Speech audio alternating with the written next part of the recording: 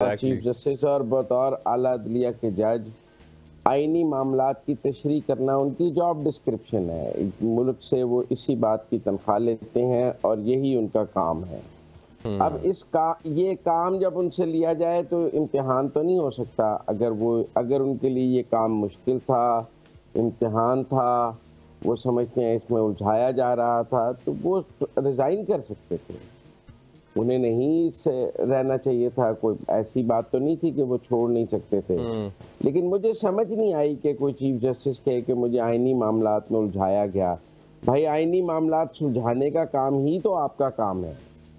अब जब भी मुल्क में कोई आईनी मसला होगा, लोग सुप्रीम कोर्ट जाएंगे। सर, चीफ जस्टिस तो यही कहेंगे ना। माजरत के साथ इंटरप्ट करना पड़ा है, मैं कर रहा हूँ वो, मैं लफ्ज यहाँ पे नहीं यूज करता, honourable chief justice of Pakistan, तो वो तो यही स्टेटमेंट्स देंगे। जब वो कोई फैसला देते थे तो सर पार्लियामेंट उसे तस्लीम ही नहीं करती थी।